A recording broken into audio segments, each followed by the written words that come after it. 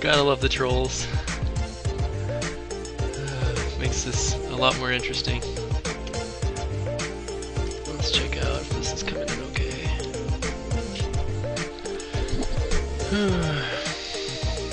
Hopefully we're all showing up tonight.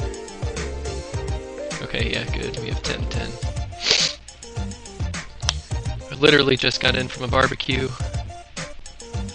Like, as in, like, really recently just got into a barbecue.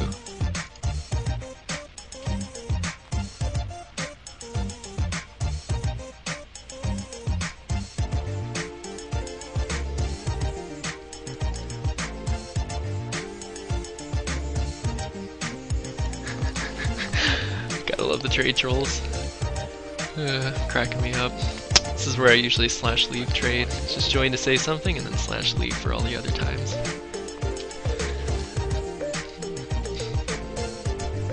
Okay, since I just got into the, like, literally just got in, I'm gonna have to go to the bathroom before this starts. Was that a cookout? I had, like, way too much grilled chicken, so I kinda have to drop some kids off the pool. Yep. Let's make a band-aid. Working on getting my band-aid achievement. Also get in vent. You're not going to be able to hear vent, but I will be able to hear vent.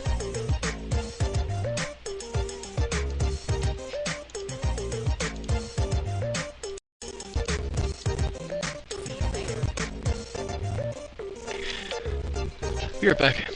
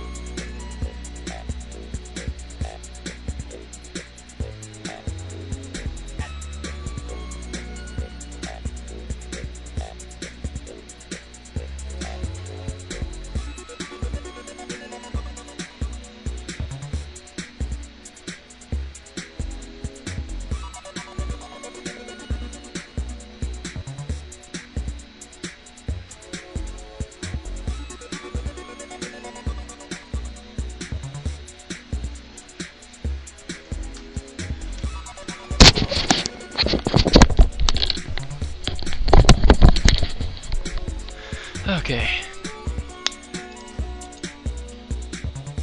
Let's actually make sure that these levels and sound are balanced before I go any further.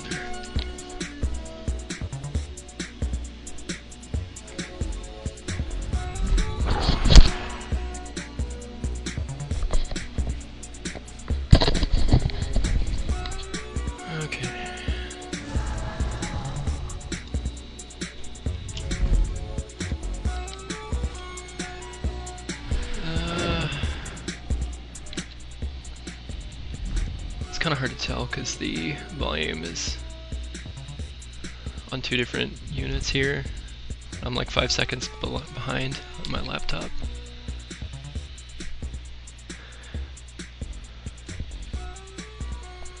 Well, I mean, since we're waiting for a few of us to show up still, I guess I could talk about my UI a bit.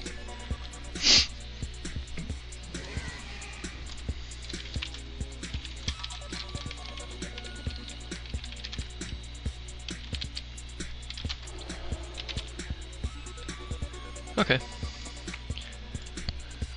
Basically my UI is in 3 places, like the 3 main things that I need to see. I have my, like as a healer, this is the most important part, is your unit frames. My unit frames, I use Voodoo. I've tried Healbot, I've tried Grid with a bunch of plugins, and I just like personally am in love with Voodoo.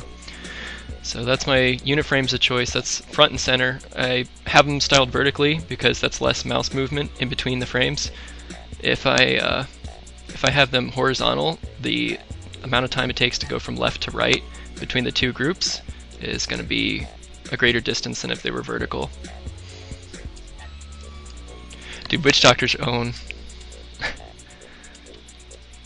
I just did a zombie dog build on my Witch Doctor, and like the one where you blow them up for AoE, and it's like the highest burst I've found to date in that game. Like, it's ridiculous. Anyway, so my unit frames are front and center. Anything that has a cooldown, or an internal cooldown, it's going to show up on the left. I use Forte Exorcist. That's what the bar is with the little countdown. I just have all my cooldowns on one bar. It's nice and easy to see. I don't clutter up my UI with additional buttons. Like, I just have one cooldown bar with everything on it. It works for me. I wouldn't recommend it if I were tanking, but for healing it's fine. And then all of my buffs, or temporary buffs, show up on the right side of the screen here, as you see. And this is Citrina's buff frames I'm using for this. Real simple add-on that's been around for years.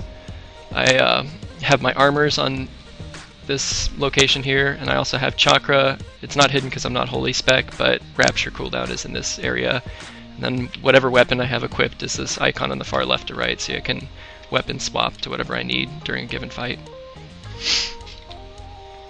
And I do make use of weapon swapping. That's one of the tips and tricks that a lot of people overlook in a 10-man. Is I have my Power Torrent on 2 weapons, and I have Heart Song on a weapon too, because they're on separate internal cooldown timers. So if you're strapped for mana, you can jump between 2 weapons and actually get more mana back, because those 2 weapon enchants actually are on different rotations, and there's no internal cooldown when you equip it for the first time. It's ready to go like as soon as you equip it. Just something to think about.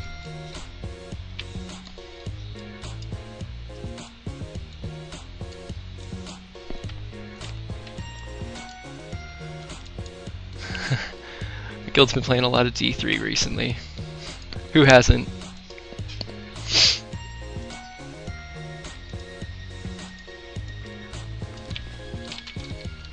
Put out another advertisement and trade.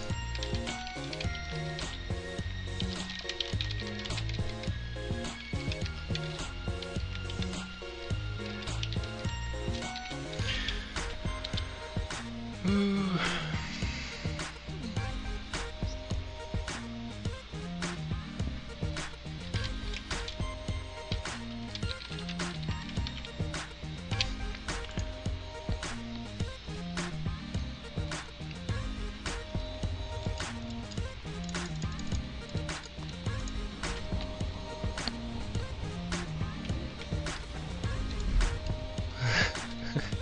These guys are already in Inferno mode. I gotta catch up.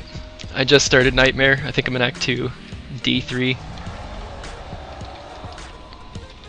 Okay, I do run Atonement and Discipline.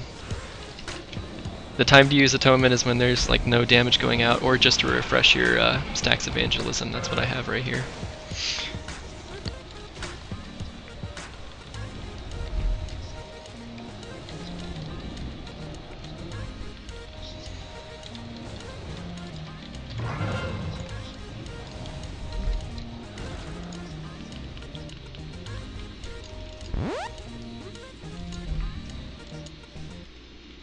My Witch Doctor's only level 47, or wait, I don't know what level it is, but I'm only in Act 2 of Nightmare.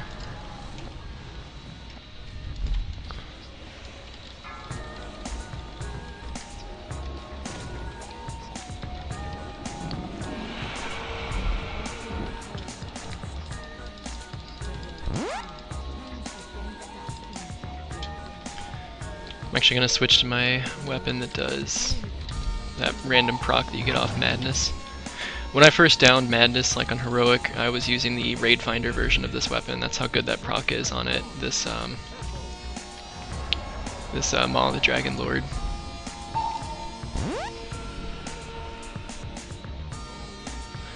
My little bro's playing Demon Hunter.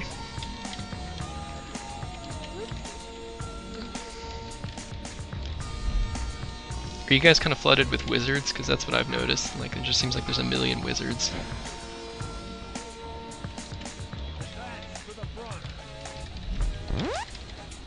I'm kind of flooded. Now I'm gonna get hit. Nope. This is really nice and slow. Gotta love the trash in this stuff.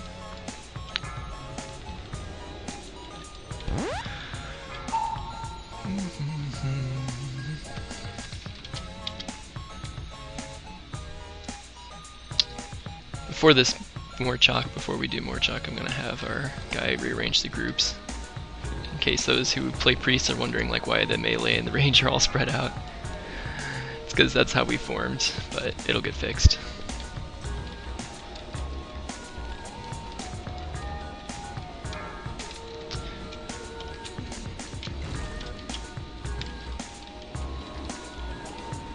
One way I play also, all of my heals are set up like this. Like, I have these nameplates, they're called,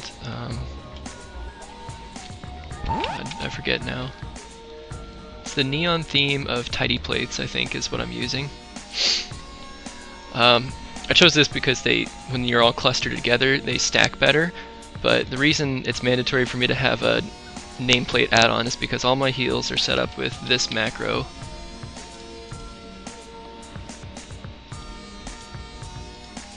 Where it says cast has a mouse over, the mouse over is first, followed by the help mouse over, and then followed by the default spell, and I have an exclamation point in front of all of them. What that means is I can sit there and spam the spell, and when I hit a nameplate, it heals the target. I do this with shields a lot, because that's how you can like sometimes get some save time, because you can see someone out in the field and then try to find them on your nameplates, but for me I've just found it easier to just like point and click.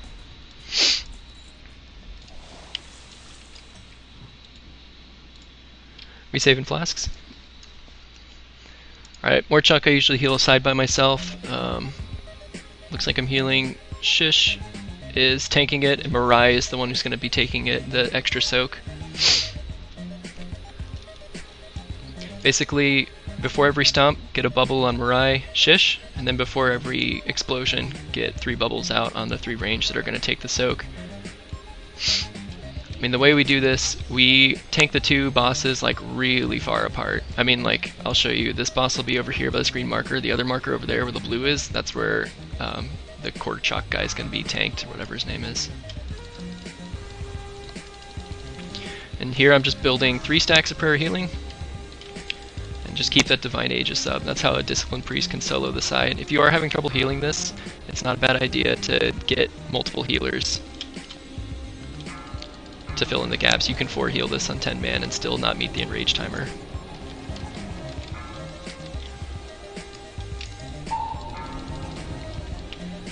Refresh some evangelism. Try to help the other group where you can. If I'm ahead on healing like I am right now, I'll try to help that other group by like throwing some heals their way. They're pretty far out, but they're still like close enough that I can still reach them.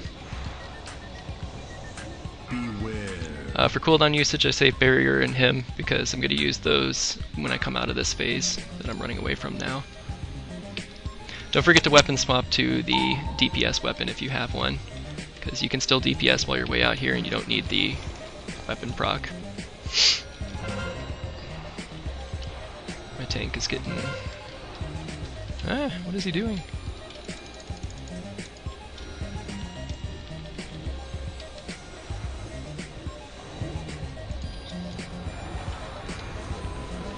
Oh, he's like...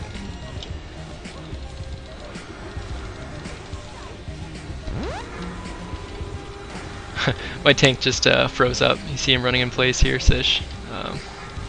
Just have Mirai like stand right on top of him. We should be fine. Let's see if I can heal through it though, because his back is to the boss.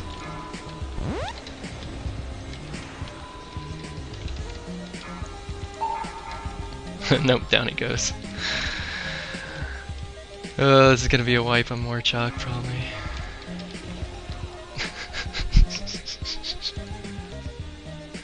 Yeah, you can't have a disconnecting tank.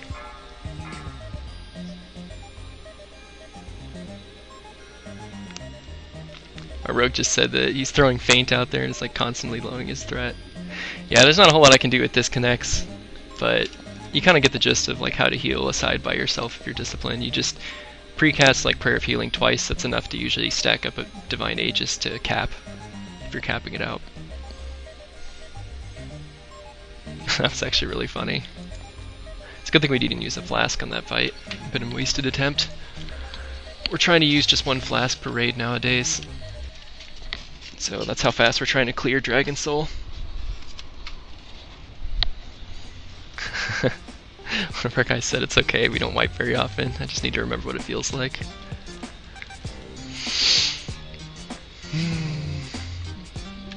Is your connection okay, dude?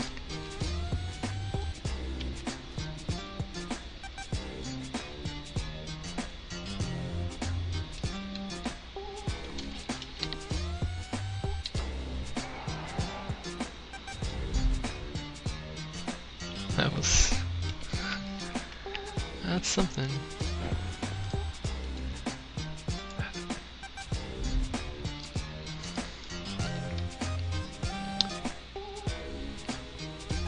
Oh, this is a pretty sweet add-on. It's called OPIE. I don't know how to pronounce this either. OPIE or OP. But if you have buttons that you like rarely use, you can put them on a radial wheel and have it hotkeyed, and then you can just click the radial wheel and then move the mouse into the whatever you want to use. Like here's all my professions. And then like two spells I don't really use that much, Mind Soothe, Mind Vision, those are on a radial wheel, and my buffs as well.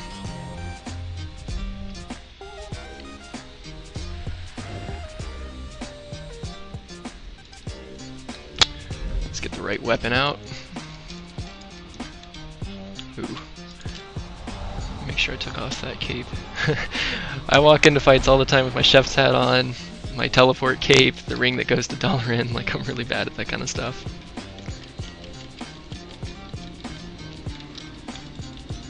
Let's get 2 prayer healings off before the stomp.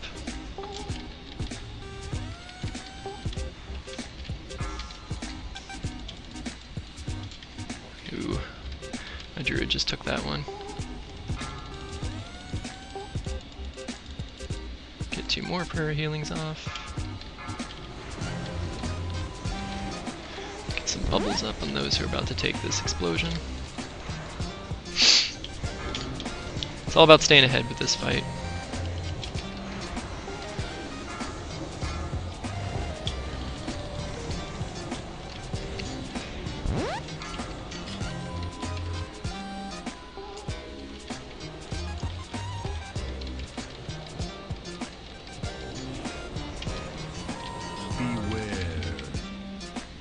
Alright, same deal. I'm gonna put 2 dots on him as I'm running backwards and swap my weapon. Love not being hit capped. If you saw that just now. Try to keep evangelism stacked to 5 so when you come out of this you can just instantly pop it and come back out again. Oh We have another disconnect. I don't think there's anyone on that side to res him. Oh well.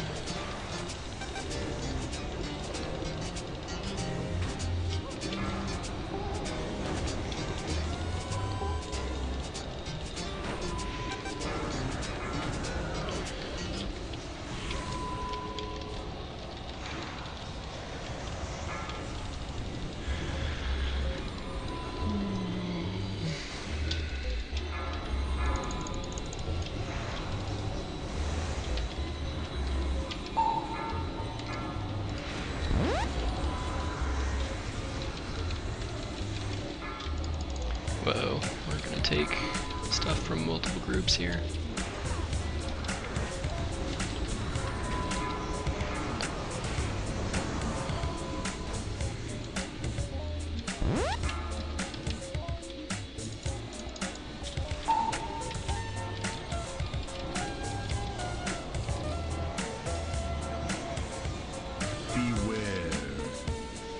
Smart use of penance there. The reason I threw it on Seth is because I knew he was about to jump out of range, and penance is a channeled spell, so sometimes you can get it to follow him even if he jumps out of the 40-yard range.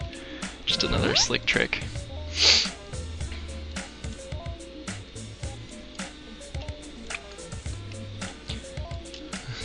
What is he doing?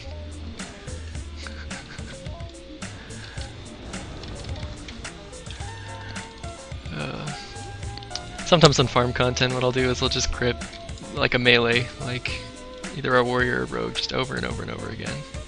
Hey, sweet, we had the trinket drop. Got a happy tank, I'm sure.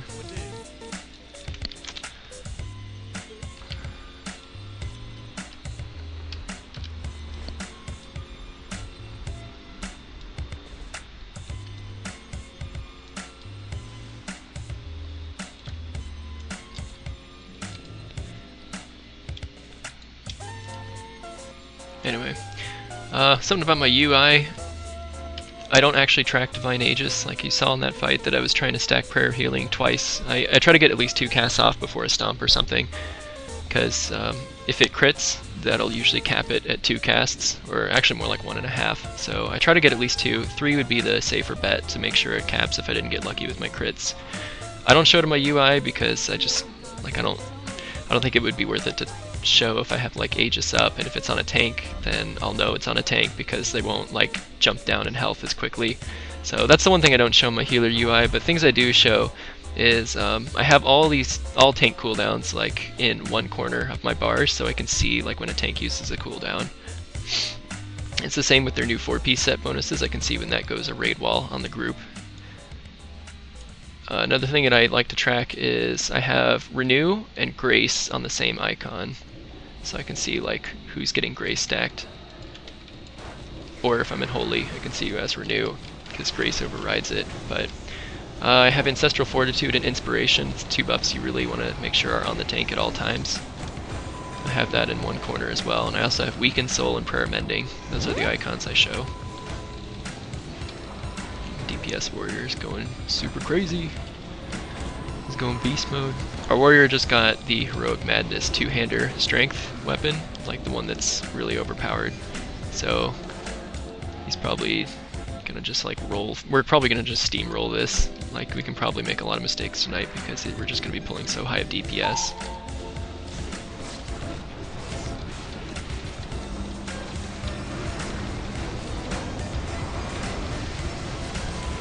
Make sure my wings get refreshed. Been criticized once for using Flash Heal instead of Greater Heal because, you know, it's more healing per mana to use Greater Heal. That's true, like you can squeeze out more throughput, but I am doing this 2-man healing with a Shaman, and the Shaman tries to stay locked in the rotation that all Shamans try to stay under, which is the Riptide rotation. So I can kind of guess like when he's gonna throw out a Chain Heal or throw out Greater Healing Waves, and both of those can be slow casts from time to time. That was funny. The guy just raising just said bloody hell because he's like tabbed or something. Did you full aggro, or was that just like you were standing far back? Gotta watch those shrooms, they're crazy. I use Flash Heal though, as I was saying before, because it's kind of more like filler that I'm doing before my shaman actually hits with his giant greater healing waves, because his greater healing waves are like always going to do more healing than I'm ever going to do, because he has that sweet mastery that adjusts to people's health pools. So I mean, when I'm playing Discipline especially, I try to work with like the health pools in terms of like, can I just kind of get him by until like someone else picks up the real heavy healing. And then I also try to guess like you know, problems before they happen. Like if my shaman's going to be like casting a giant greater healing wave on the tank because I kind of kept him at half health, then that means he's not going to do a chain heal in the group. So I'll drop a heal in the group if AoE's about to go out and try to absorb it before it happens with prayer healing. So on all of these fights, just my style of play, I have a lot of overhealing because I usually roll prayer healing when AoE's about to go out, or I'll bubble people unnecessarily. So I used to care about overhealing when mana was more of a concern, but in this content, mana just is not a problem.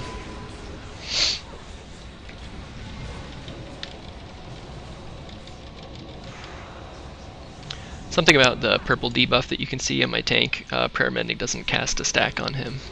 Atonement does, so watch out for that.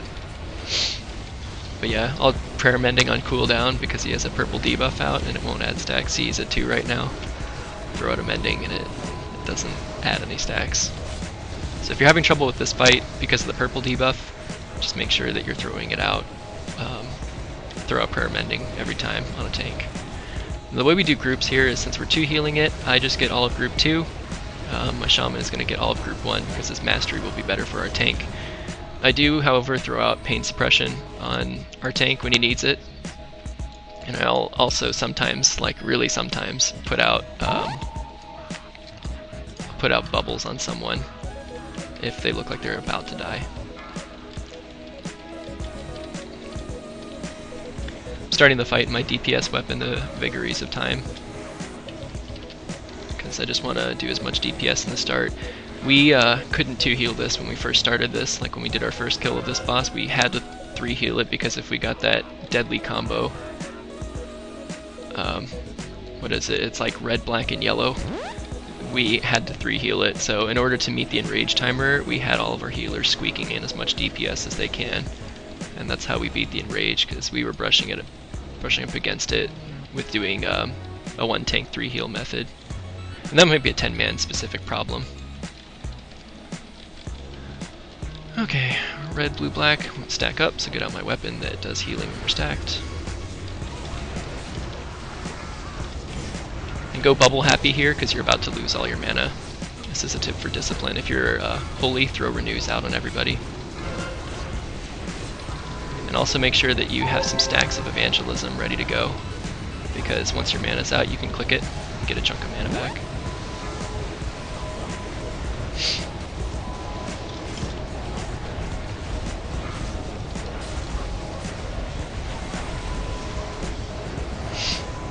Right then, kind of a risky thing I was doing, but I threw a cooldown up in the tank so I knew he wasn't going to take as much damage. My shaman was going to heal him up because he saw the low tank damage, and he'll triage him first.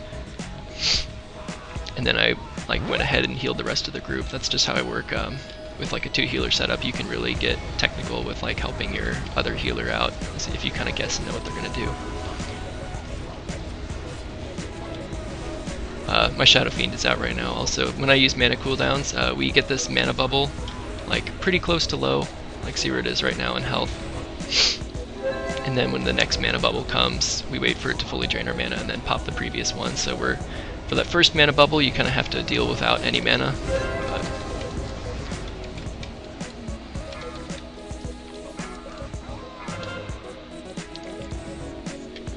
keep mending on the tank at all times. I need to get in close to the mana void so I can get mana back.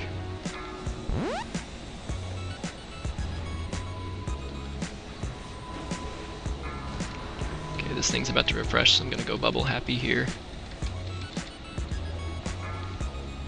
Get a bubble out on everybody before it happens.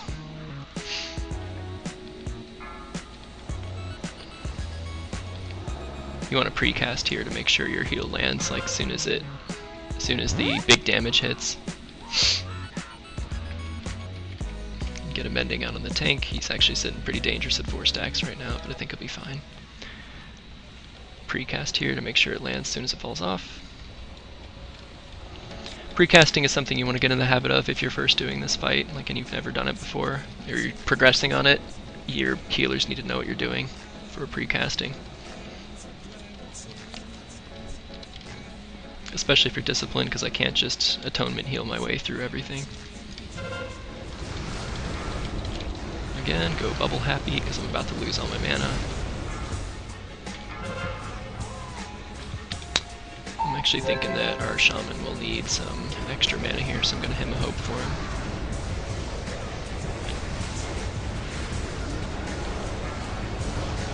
I'll pop my wings right at the end of the hymn of hope.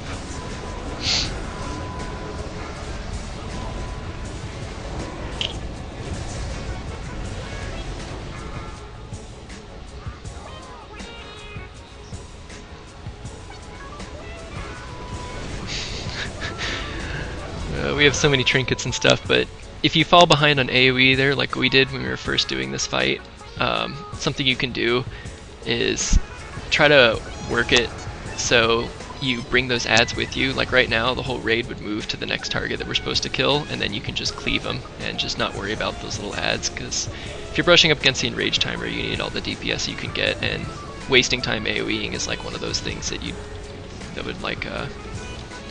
that would put you behind on the enrage. Oh damn it. Garage is opening, which means my mouse is going to spaz out. I'm right above the garage door in this place, so whenever the garage door opens it screws me up. But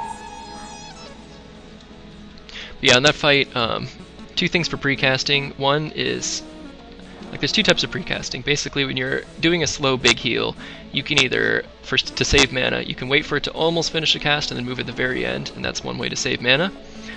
The other thing you can do is, if it's like with a breath of fire or something that has a timer in deadly boss mods, you can do precast at the start and just do a couple like this, and then when you see it start, you can line it up and then it'll land right after a big hit. So what I was doing with my tank there is I saw the 2-second cooldown timer with his purple debuff. I just sit there and precast until his 2 seconds comes up, and then I line it up to land right after that buff falls off.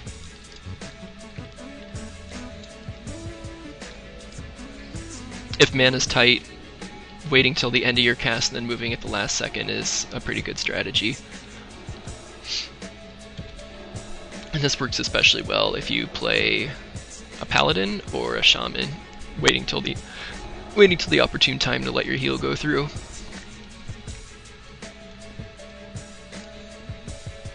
Hey, are we ever gonna flask?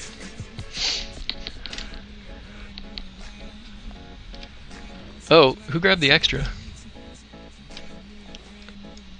I didn't grab my flask. Herp.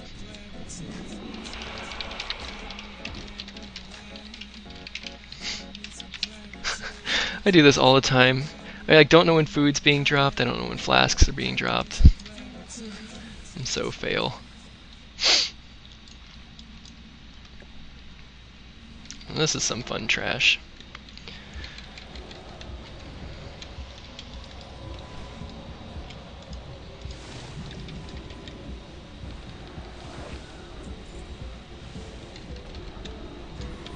Little red dot that's appearing on my frames just shows she's about to get aggro. Even if you use grid or heal bot, make sure you have that feature turned on so you can see who's taking aggro, because it helps, like, in more than just knowing what the tank is tanking. In fights like that, you'll be able to see which tentacle is about to spew something at someone. So it's really an invaluable tool to have on your raid frames. I'm also in Inner Will right now because I'm pretty much going bubble spam happy, and mana is a concern. And I know this is just trash, but it's going to be like this in the boss as well. If I go mana happy with bubbling, I'll pop into Inner Will. The rogue is teabagging these mirror images.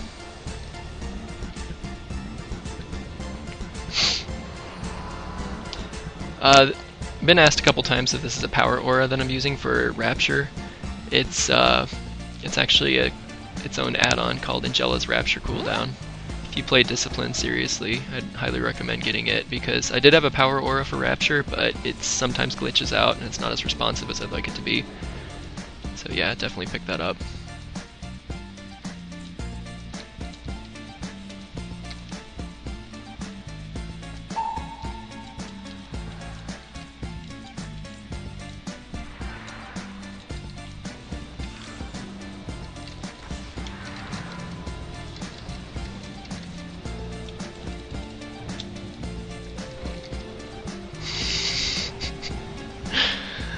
These guys are making fun of me for forgetting my flask, for paying attention to my stream instead of what we're doing.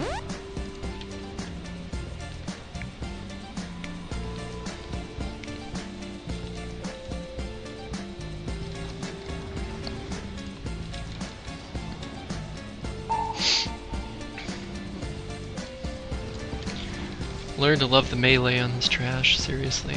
They just get worked. There was a time when we got to this room, our paladin tank would always do a ready check before he pulled every single pat, because we had so many random wipes to trash in this room because like we just weren't ready or paying attention, and he'd just like charge in.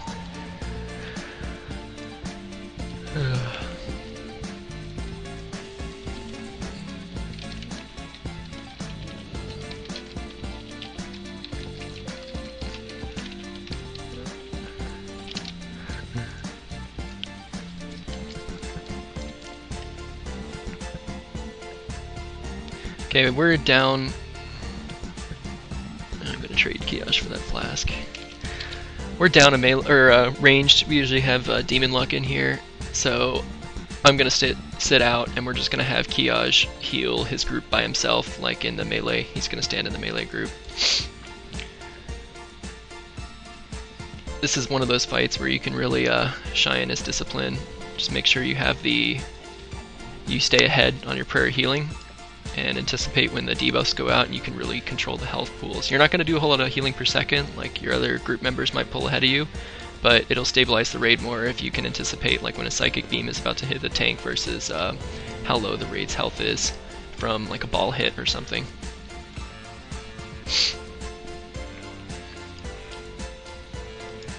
On this fight, usually I get all Dispel duties if there's ever a Dispel fight, because I'm not doing like direct throughput a lot of the times, so if there's like a Dispel thing that needs to be taken care of, I usually get stuck with it. In this one though, we just do a free-for-all. Like if you see someone that's like away and like safely out of the group, we just Dispel, and if we like lose a global for it, that's just like whatever, we lost a global. See if I can get a Rapture proc off the start here. They nerfed this so much that I just don't take damage at the start and it doesn't proc Rapture. Precast that prayer healing so it lands as soon as it hits, and then Atrial, our Shadow Priest, just got the debuff and he'll usually dispel himself, so I didn't help dispel anything there, because he's really good about getting it himself, and the other two people were healers, so that's why I didn't help dispel on that last blue mark that came out. I'm also saving prayer or power infusion for the first black phase here.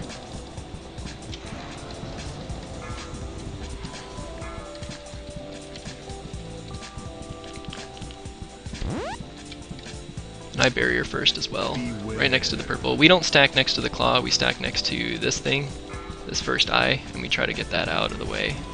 So we do it a little differently. Some guilds do run to this claw first, which, I mean, that's a good strategy. But I don't know, for us, it worked better if we did really strict DPS assignments on that first eye instead of doing the claw, because we are melee heavy.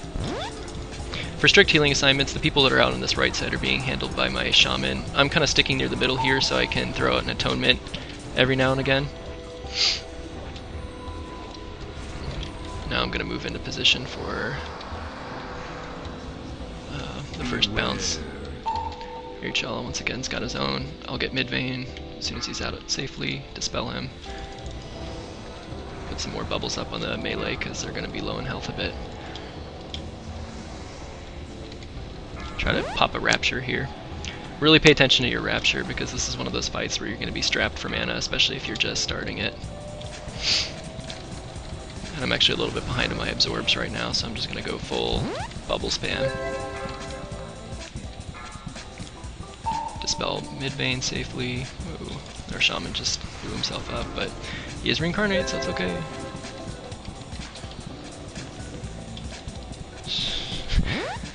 Hey, can we res Kiyosh? He needs his cooldown here. Okay. Alright, I'm gonna take the shaman's place and go to yellow this time. Hopefully I can keep up with those guys. Because I am running low on mana here. Try to keep prayer mending bouncing as well. It's a strat. Here I'm actually gonna move back and help my druid out with some atonement heals. Holy Fire is one of those great things to cast at this point in the stage because Warlords on us is taking more and more damage. Alright, I'm getting mana back here. Is your res down? I'm actually going to wait for this to fully go off before I go to spell myself. Always have your back when you go to dispel as well. Have your back facing to where you want to go because it will always bounce you backwards. If you saw there, I had my back to the group, so when I dispelled myself, I went flying backwards. It's a strat.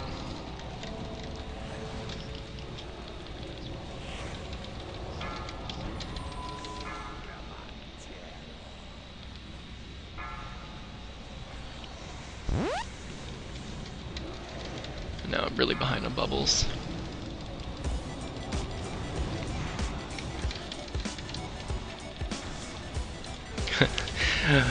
Our paladin has some pretty clutch lay on hands moments, if you saw there.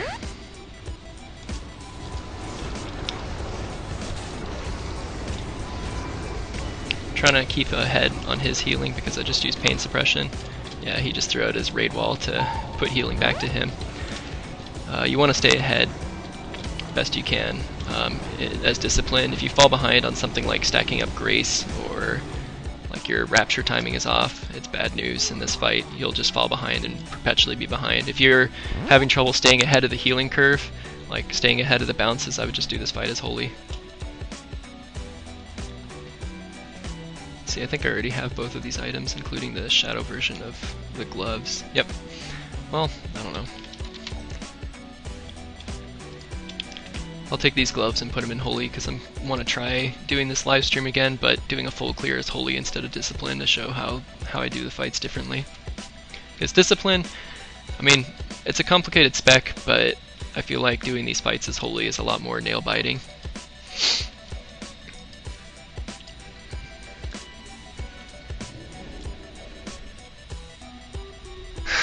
My guildies are doing /hate because the conch drops. Oh crap, I forgot to drink my flask too. Like I said, I do this all the time. I'll like run half the raid without a flask because I'm just too dumb to click it.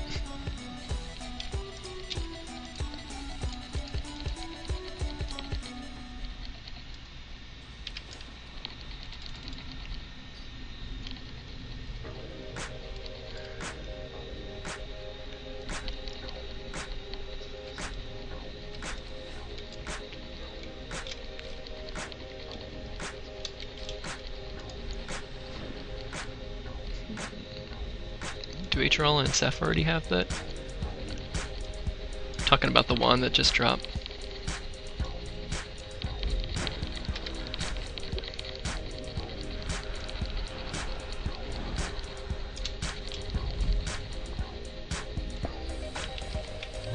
I'm gonna whisper Atral and make sure he has the gauntlets. I already have it.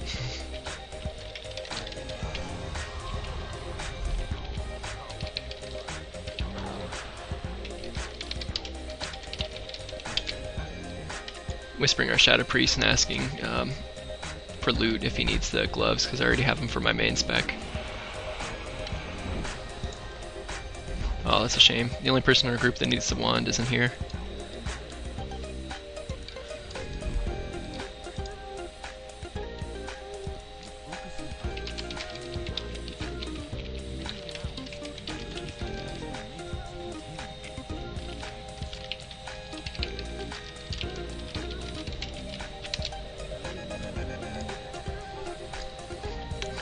get out our DPS weapon for this trash.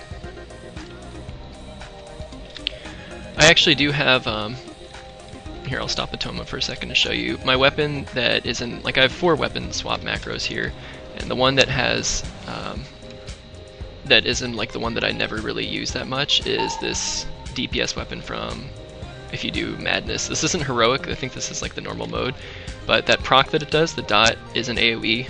I'm not going to use it on this trash because sometimes we CC, and I don't want to break their CC or anything. Oop, fade, I just took aggro. Like I said, those aggro dots shows you who has what. It gives me like an indicator of when to press fade because I can shed all my aggro and I can see which... My rogue is trying to get me killed actually, he's like tricksing me. That doesn't work if I have fade, dude. You should turn off that add-on if you're gonna really try to get me killed.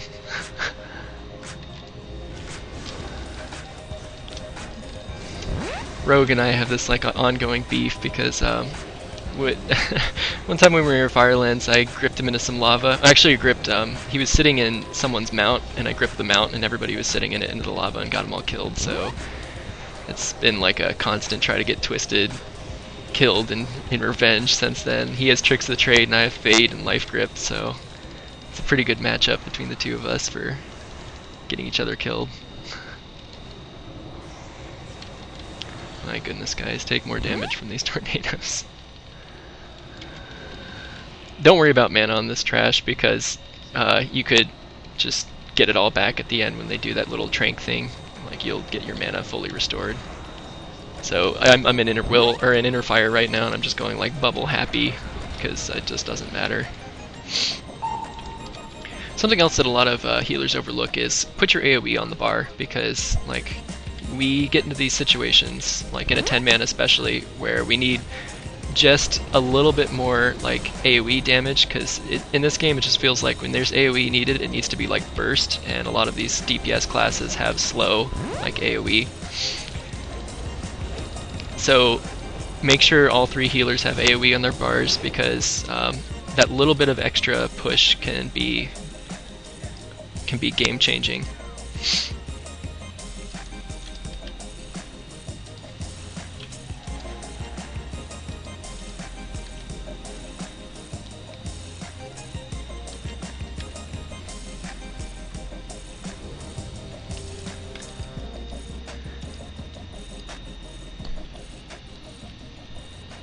We're talking about getting people killed right now. Now this is a nightmare fight on on our mode, like on 10 man. Like if you aren't stacking ranged, good luck on your first kill because it's like really difficult. I need to take this ice debuff, let it go through. Basically the way I have it set up as discipline is I need to make sure that my tank has one of my discipline cooldowns, Pain Supper Barrier, every second time.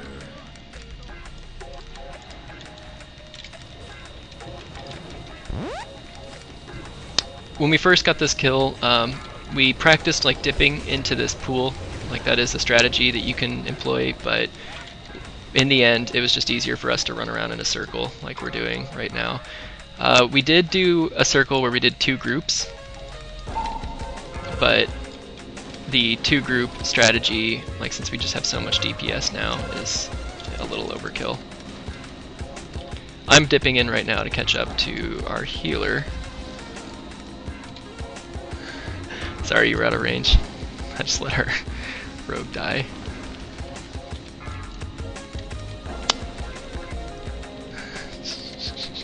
This isn't good. Like all 3 of the healers are like really far away from everybody else. And I just...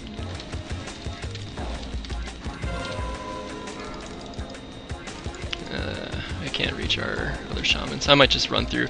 Don't be afraid as a healer to like run through the middle of the group here.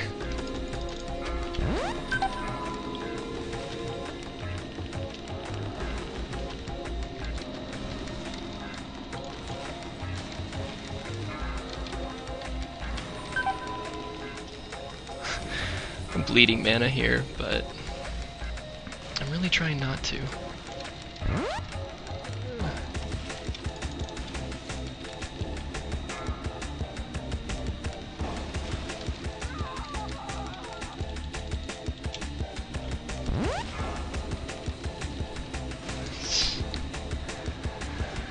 That might actually be a problem that we had a death there.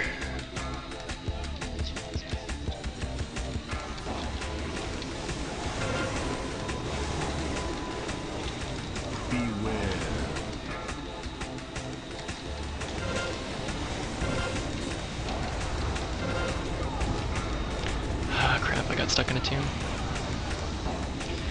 But I did get a barrier down on Rhett before the tomb hit me, so that should help the group. This debuff that's going out, don't bother dispelling it. All it does was it slows down your movement speed.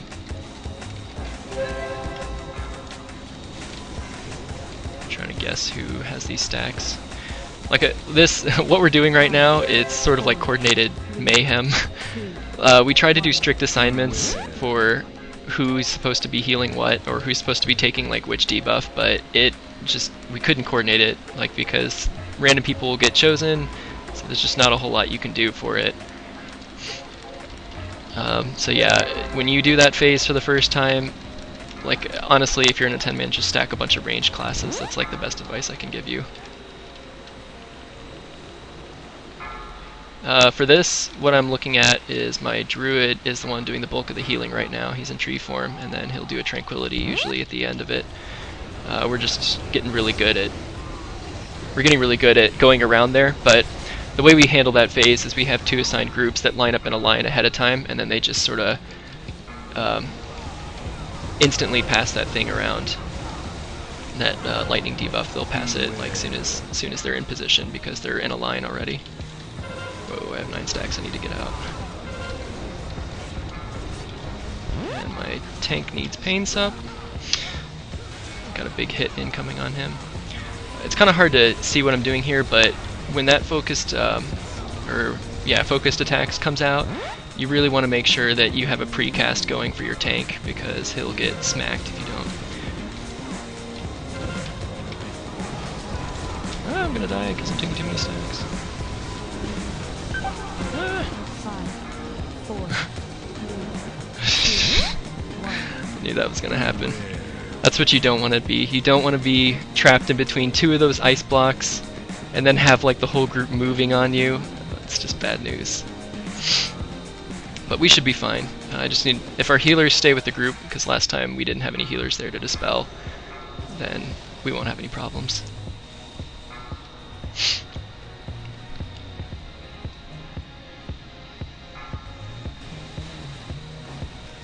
Ah, Shisha's gonna die if they don't dispel him. Goodness.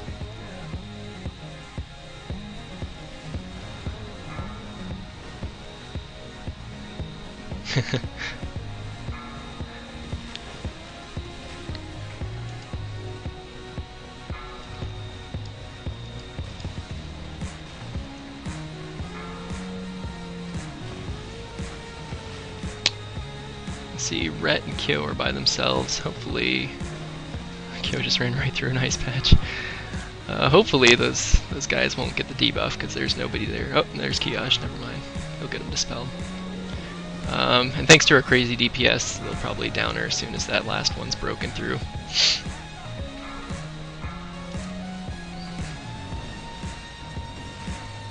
Watch out, Atriella. Those are all ice patches. Our healers are healthy on mana, so they can pretty much just like dump all their mana if they want. Dispel Mirai. Something about 10-mans, make sure your druids actually spec for Dispel.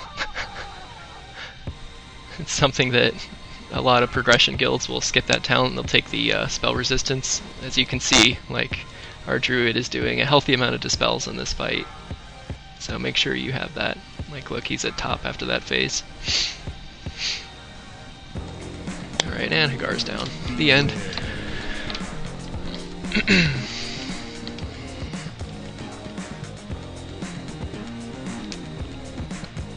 I'd say for new guilds who are starting this fight, and if you're doing it on 10-man specifically, this was one of the harder fights that we experienced this patch because it's a 10-man. I wish I could tell you like some sort of miracle fix for organizing people who are taking that debuff, but basically get a Disc Priest, like, or someone who can cast a lot of instants like a Disc Priest or a Druid, or get a ton of range DPS and have like no melee. I've heard that there's a strategy where you can have a rogue smoke bomb it for a while, but we tried it, and even with the smoke bomb, stuff still was getting through. So I don't know how effective that strategy is.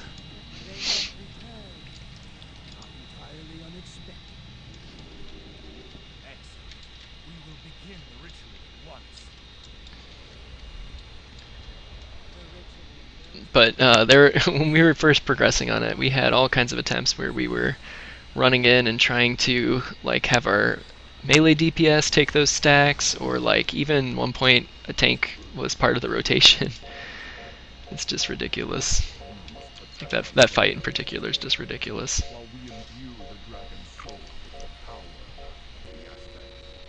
This next one on heroic is pretty close to the same as normal. The differences are, instead of having one person step into the phase to take like one of the hits every time you cast that Twilight Explosion thing, whatever it's called, you have to have two people go in, but there's also a debuff that goes out on you. So I don't know if it's like that in normal or not, but you need to, like, you can't just have one person take it every time. You need to have like people rotating. So what we do is we just have a macro, like I think Racian's making it right now, and we'll just have two people, and it'll say like which two people are in which time. It just has them listed 1 to 7 times. So that's how we had it organized, and then he spams it periodically throughout the fight, I think. When I was first doing this, we had a different composition, so we didn't need me to do extra additional cooldowns, but now I'm part of the rotation. I'll get a pain sup or a barrier on people before they jump phases. The way healing works on this, though, for throughput, I always have taken the red. It doesn't affect Power Word Shield, but I'm basically not using Power Word Shield. I'm just spamming Prayer of Healing like one group in the next. It's a throughput loss to also use Prayer Mending on this fight, so basically only roll like that one spell. Use Power Word Shield if you need the Rapture proc, but otherwise, like, there's no reason to use anything else. Also, be an Inner Fire. You need that extra spell. You need that extra spell damage because you're not casting instants, you're only casting Prayer Healing. But, so I do the red buff. My Shaman takes green. When we were first doing it, he was supposed to take green and then go to blue, but he did some like research or something on his numbers and said that he's pulling pretty close to the same numbers with the green buff as he did the blue. And near the end of the fight, I get a healing increase if I go from red and then go to blue. Like if I have the blue buff, I can get more chances to proc a random crit off my Divine Aegis from my Power Word Shield. So for our first kill, I had a lot of crit and haste. Like I reforged all my stuff to crit and haste, and I had the trinket from the Avengers of Hyjal, that crit trinket that's like a 1 minute cooldown proc intellect, and I tried to line that up with my add-ons to make sure the int procs were, like, there was always at least one int proc active. And then I also, on top of procking that, like, I took the red buff for the whole fight, and then I took blue when it came out and just rolled like Prayer Healing.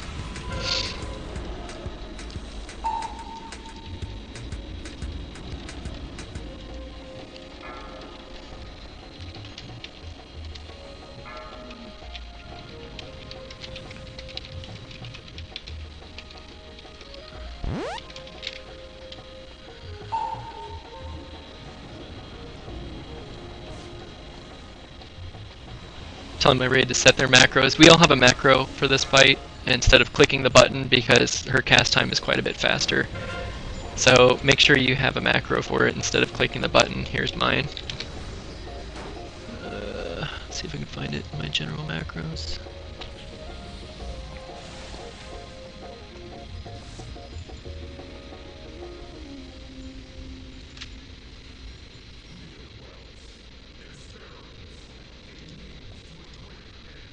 Here it is, DS button. Yeah, it's /click extra action button 1 is the Dragon Soul button for this, and Dream at the end of Dragon Soul when you get Dream on Madness. So make sure you have that macro set. You can't see the chat because it's hidden by webcam, but I have, I need to get a barrier up for the second group that goes in, and then I need to get a paint sup up on the 5th group. So those are my critical rolls.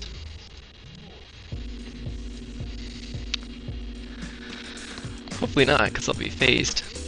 One of the tricks we do at the start of this fight is we'll do a heroism before, like right before he pulls, and the healers will click their button and go into that phase. When they get out of the phase there, my rogue's trying to get me killed. When they go out of the phase, you won't get hit with the heroism. It's better for our group anyway. We found it better to do a pre-pot heroism super DPS at the start, and then have an extra heroism at the end for the healers. So here I am about to fade 2 seconds till they'll pop heroism. And now the whole raid is running with hero, and the healers did not get the debuff for it, so we can use it as an extra raid cooldown later.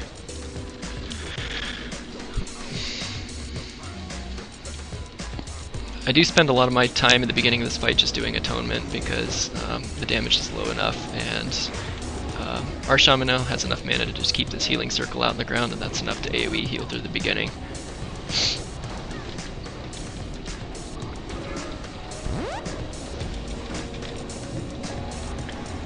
I don't really know how mana's going to play out right now, so I am trying to proc Rapture here at the beginning, but you'll notice like as the fight goes on I'll just stop casting Power Word Shield entirely, because none of the buffs affect it.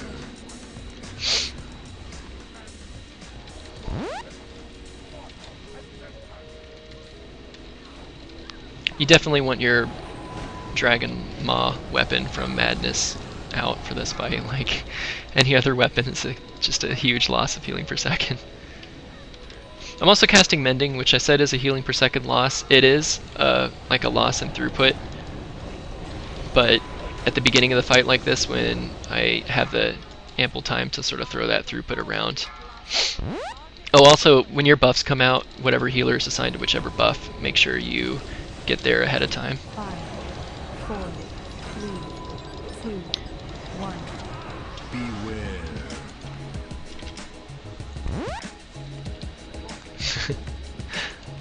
My mouse spazzed out. Look how far away my bearing is. Oh goodness, that's just funny. Atonement is affected by the red buff, so you'll see here I'm still casting Atonement even though I have the red buff out. It's because it is affected by it. Still don't know how I'm going to play out for Rapture. I'm going to drop my Power Infusion on my mage here, because his Cauterized proc should be back up again. It's been about 2 minutes. Lol, we just lost our druid. You can kind of see that happening with the fading light debuff I have it configured on my bars. This isn't something mandatory, it'd just be an interesting thing to see. Our mage just took it, he has Spec Fire, so although I don't have Cauterized showing in my bars, I know when he gets Cauterized. So make sure if you're doing like strategies that involve mages and Cauterized that you're healing them up right away as soon as they come out. Green's out, my shaman's getting it. I can probably go back to just doing Atonement for a while, but I'm really healthy on mana right now, so I might just continue like rolling prayer healing until the end of the fight.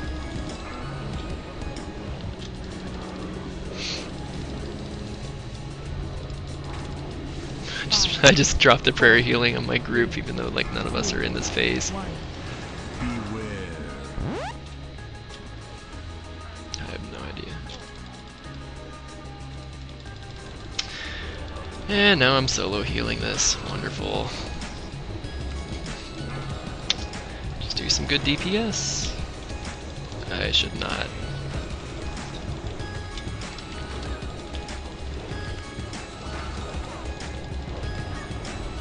Yeah, just use hero. And here come the raid cooldowns to save my butt.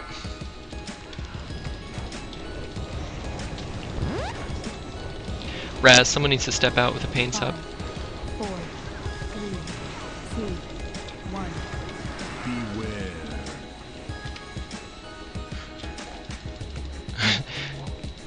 Oh dear. This is gonna be a wipe, I think. I don't know. Alright, I'm gonna Divine Him early here. Once you get the blue buff, Divine Him is affected by all those stacks, so you can get some crazy throughput there. I just need to make it to Time Loop. Oh, I didn't make it. Time Loop was about to come out. That's your get out of jail free card on this fight. 5, 4, 3, 2, Yeah, that wasn't happening. We had like way too many deaths. Oh.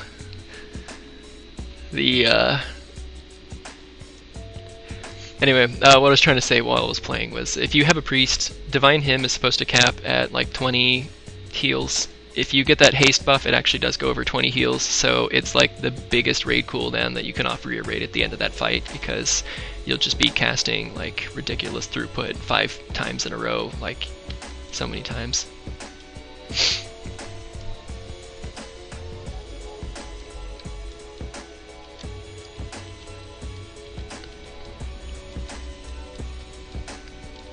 It's too bad barrier wasn't up at that time. I was while I was casting Divine Hymn, I went to see if my barrier was up, because I just needed to make it that last little bit, and then once time loop came out, we probably could have finished the fight. So I would have barriered a little bit more earlier than I usually do, but you know, you want to get barrier out before people's health pools are dipping all the way down in order to keep them at a higher level, and it just wasn't off cooldown yet.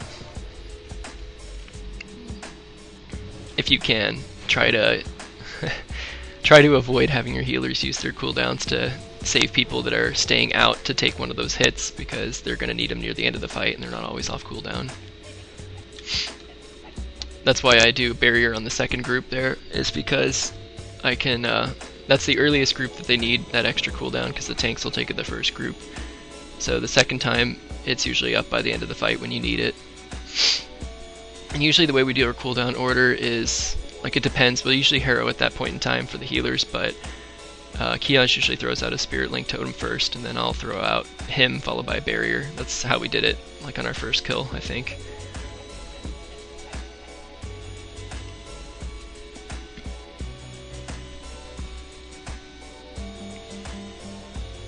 And our tanks are also throwing out their 4 pieces quite often, because as a tank you have like half, like a 50% reduction on your cooldown time. So you can throw out your 4-piece set bonus, like, I think it's every other time.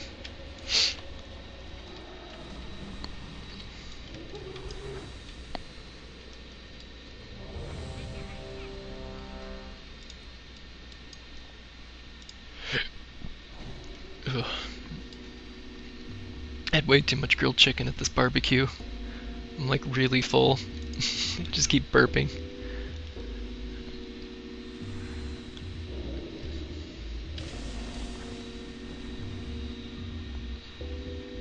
Oh, something else that you might need as a healer or a DPS. If you pre-pot for this fight, make sure you have enough pots to use at the end. That's when it gets really hectic, and as a healer, my first couple kills I went through stacks of pots while we were attempting this fight, because at the end of the fight, when you're trying to make it to that time loop, or time loop has already come out, and you're just trying to keep people alive long enough to proc it, keep volcanic pots handy, because that's like a pretty significant healing boost you can add at the end of the fight if you're having trouble getting through there. Healers both fade. We're doing that trick so we avoid getting the heroism again.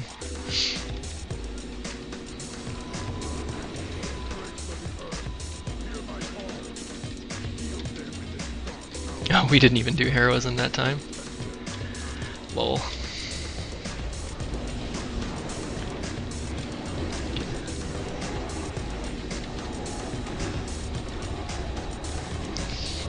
Well, since I didn't use hero, I should have given this to Seth sooner, but usually I give my power infusion to Demon Lock when I see him in demon form, because if Seth's ever playing Arcane, like, we can't stack power infusion with his cooldowns. 5, 4, So, but here I'm giving it to Seth, and hopefully I can get him a good Cauterize proc at the start.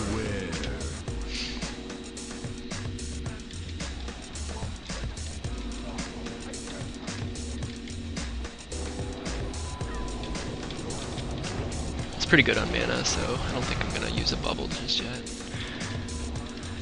I'll usually throw a bubble on the tank that takes aggro right away, because on a target switch, I think my shaman is keeping Earth Shield up on them.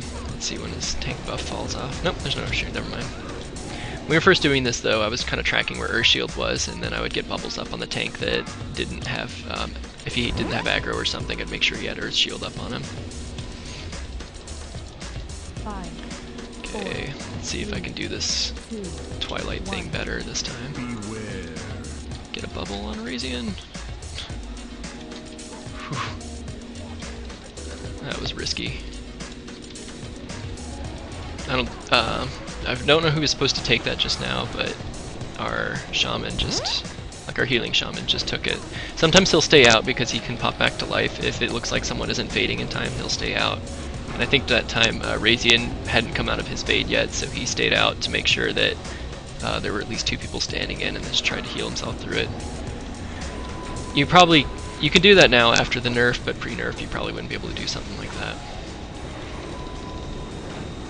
5, 4, 3. Power Infusion's about to come off cooldown. I'm going to give it to Seth again. Beware. Yep, who just got cauterized. You'll also see the intervene macro, or the intervene going up on him. That's our shish. Right before he fades, we'll always intervene the weaker person that's about to get hit. And if you have your warrior spec for that, it's another cooldown you can drop on someone to help them survive it. Going back to atonement healing for a while our shaman picks up the bulk of the healing because he just got the green buff. I mean, this fight's pretty clockwork if you're a healer. It's a lot more interesting to do this if you're a DPS or a tank. 5, 4, 3, Let's see 2, if I can make it just through atonement before this hour of twilight.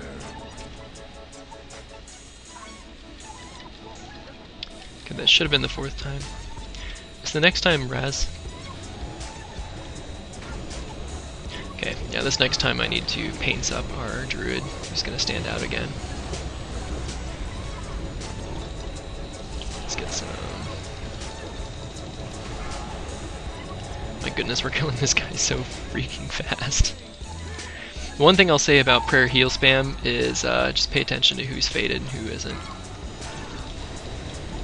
Because like right now I'm trying to cast some prayers on people, and then the worst thing you can do is cast this really slow prayer healing and then have like someone fade on you, and then it won't go off because they just phased.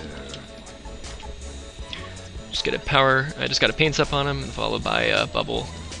That's something that you as a disc priest want to do on your first couple kills, is make sure you get bubbles up on those people, like right before you fade out. You do have like 2.5 seconds, so that's enough time to get 1-2 bubbles up before you press your fade button.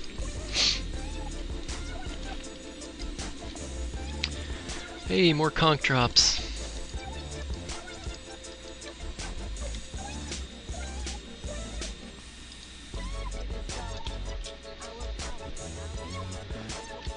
I was gonna say, I already have our Shadow Priest wasn't here when he was supposed to get it, so I think I already have that chest piece for Shadow. Or wait, no, never mind, that's the one piece of gear. In my Shadow spec I have like this healing chest piece.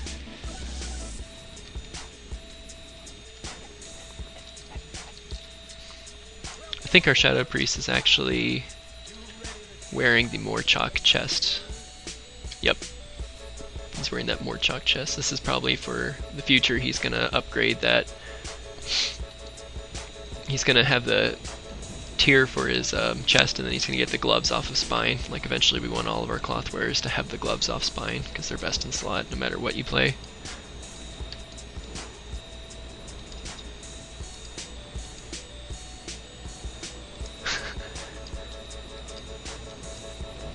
Here's a cool trick on this gunship we're about to do. Have everybody start in this little post where I'm jumping up and down with Razian. If you have all your range start here, you can get dots on the dragons before the event starts. They'll fly over this top and you can get some good dots on them. The more dots, the more damage you can do them before the fight actually starts, the better you'll be, because you can get them killed before they drop fire on the ship, and the less fire there is, the smoother things will go. So you'll see here that usually we have our demon, like our warlock, sitting here, but Seth also like gets some dots on people at the start. And I help as well, that's why I'm standing here, because I'm getting up my 2 dots. Dot dot. Get another dot. Holy Fire, Penance. This is my opener on this fight. Try to get just a little bit more extra DPS on those things. I stand next to my other healer in this fight, and we try to soak the purple beams best we can. Which it looks like someone's gonna get in. Yep. 5, 4, Alright, in this fight, I'm in the wrong stance. I need to get in Inner Fire. Inner Will. This is one of those fights where you want to stack heavy mastery and just go to town, bubble spamming before these big hits. So yeah, my recommendations are heavy spirit mastery for this fight. The thing you're probably going to have the most problems with these purple debuffs getting by. They're pretty sick. These little purple swirls, you want to try to scoop up every single one of them if you can, if you're just starting to clear this fight. 4, 3, 2, 1. Beware. Refresh my ages on the 2 people that need it. I might actually jump into a different weapon, because I am kind of running low on mana. I used to run this fight with a lot more spirit. I'm in my just standard disco set right now. I might just go over and try to soak. Nope.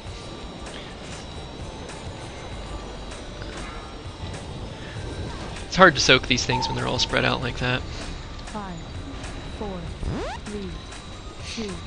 And you'll see I'm also using Atonement again. This is a good fight to use Atonement. Alright, it's my turn to do a barrier. This is the one where usually there's a sapper that lines up with this, so we don't usually have all of our melee standing in that purple swirl, so that is a good time for me to barrier. We're so far ahead on DPS right now that you can't really see like any adds up, but usually at this time you'd be finishing off the 2 adds on either side, like the 2 dragons. 5, When you're first doing this, the strategy we found best was instead of like stacking any one thing or cleaving any one thing, we just had like a bunch of range DPS that could do dots was our like strategy. Oh crap, I'm standing in the fire, channeling my divine hymn. Lol.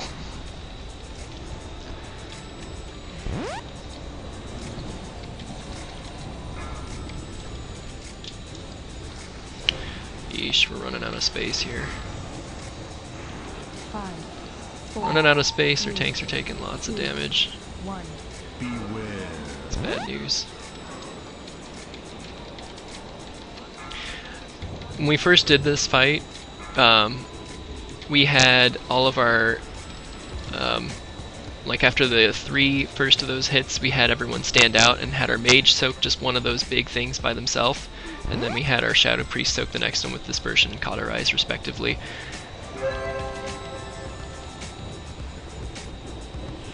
Yep, fire's bugged right now.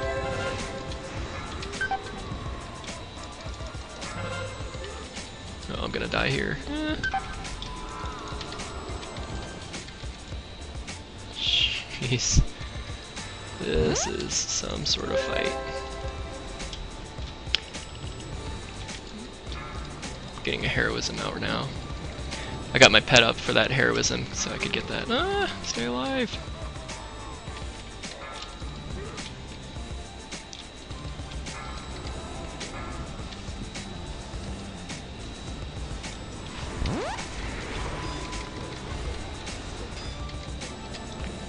Stay alive.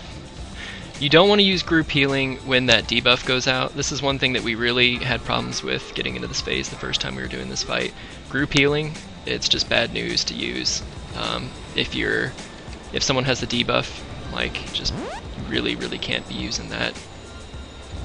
Like, I can't roll prayer healing on that because I'll just I'll screw myself over. And if you do need to heal the person that has the debuff, you want like really slow healing. Like, I mean, your first level like heal spell would be what you want to use for it.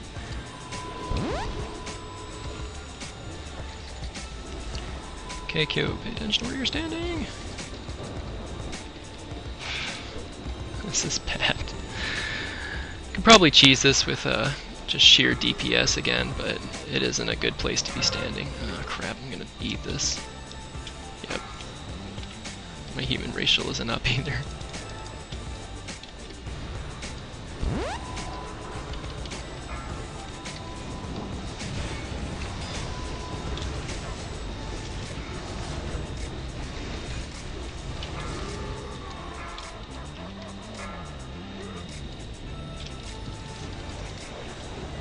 Trying to play it cool with what my other guy's doing, my other healer.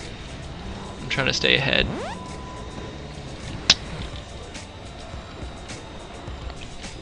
you want to conserve mana in this phase. When I first did this, I think I went into this phase with 25% mana, maybe less, I don't know.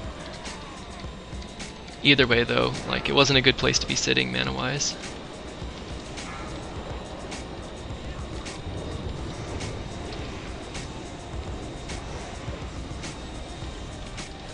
Yeah, he stood back up. We're fine.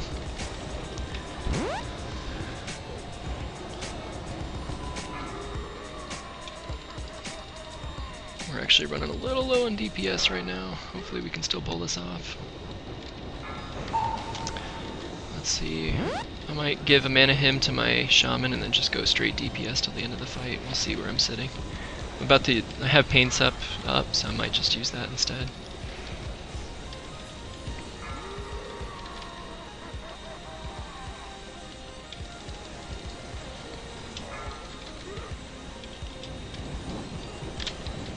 Yep. Paints up the tank who's about to take aggro. And get some mana for that guy, my shaman, and then I'm just going to go straight DPS to the end of the fight and let him handle heals because we're behind. And that's how it's done! That's another fight that, as a 10-man, we had a lot of trouble with because those little purple swirls that appear in the ship, you need at least 2 people to soak them. I don't know if you need 2 people anymore because it's been nerfed, but when we were first doing it, you had to have at least 2 people, and if you had the debuff from a previous purple swirl, you couldn't stand in it, so that was really scary.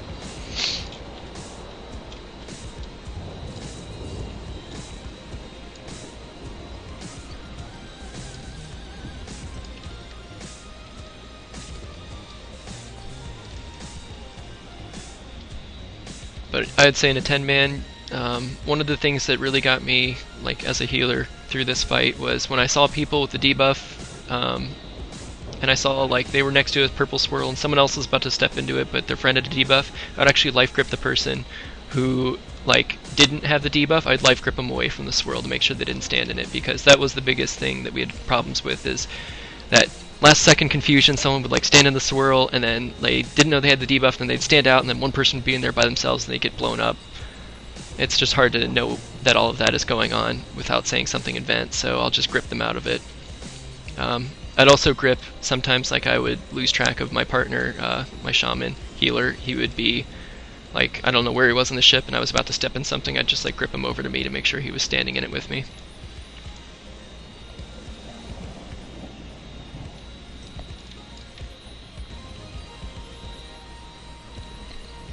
Another thing on this fight, the mouse over macro that I use, and I show everybody's nameplates, is really helpful. I don't know if you could see that in the video, but, like, when people were about to get shockwaved, I'd mouse over them, and I would drop a heal on them, bubble-wise, just like this. Like, that's how I was healing people, is by mouse over, instead of using my raid frames.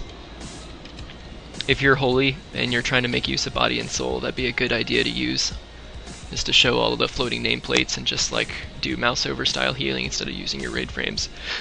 If you saw someone about to get wailed on.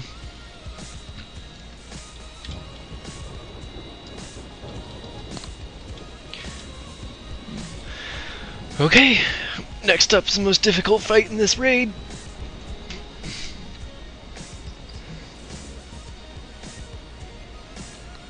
Usually I'll save power infusion for our warlock on this part. Our shadow priest, I might save power infusion because I know that he'll be doing his burst macro DPS, which is like Shadow Fiend and Mind Spike, and he'll just global cooldown cap himself if he had it. So maybe during that phase, anyway, I'll be taking care of the dispels, but during the phase when a tendon is lifted, I usually am doing atonement healing. I'm not actually doing any throughput, so I might give the power infusion to my druid. Always start this fight with a macro. I have a macro that escapes out of that cinematic and then drops my parachute. Like, you want to stay ahead. Like, that's another thing. You don't want to start this fight with like 8 of these stupid plasmas going out. I also, since I'm on Dispel duty, I'm starting this fight in Inner Will because I need to save my mana and I'm about to go Dispel Happy on this group, so. Okay, time to stack. I'm trying to get the yellow buffs to stay on Shish and Rhett. I'm actually getting kind of lucky because Shish got 1 and I think he might have 2. It's okay if it goes to healer as well. Okay, so Shish already has 2 buffs, Razian and Kiaj, my other 2 healers in this fight, have a buff each. And then we just go back to... Now, sometimes, since Rhett is the one tanking like the big Almogs, I'll just let him not get a debuff early because I need the Rapture procs to stay ahead. So sometimes I'll intentionally not get a tank buffed because I'm afraid that I'll lose too much mana at the beginning of a fight. Like right now, like if I was still progressing in this fight, I would actually dispel that good buff off of Rhett, because the only times that you can guarantee get Rapture is on this Fiery Grip part. And also really pay attention to the timer for Fiery Grip. Fiery Grip is like a guaranteed Rapture proc if you're playing Discipline, and you also need to get a bubble on that person and like Prayer of Mending right away.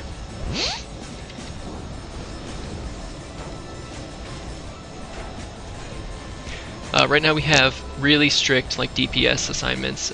Our warrior's calling out when we should DPS, when you should hold. Like right now he just said we're holding DPS to wait for this grip to happen. Because he doesn't want to like overdo it. Let's see. Also be ready to life grip someone if they got gripped in melee range. Alright, I'm gonna give Razian this power infusion as soon as this tendon is pretty close to down. I'm also going to switch back to Inner Will after I do Dispel duties, because I'm actually ahead on mana now.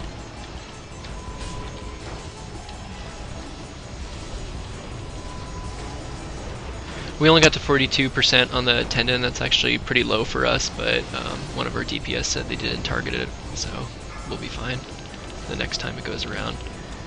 Recently, it's not uncommon for us to get like 20. See if I can control this debuff. I know it's landing on me, but I'm going to try to get it on our tank, because I still have 7 seconds of it to go. Our other tank. Alright, now I'm just going to give up.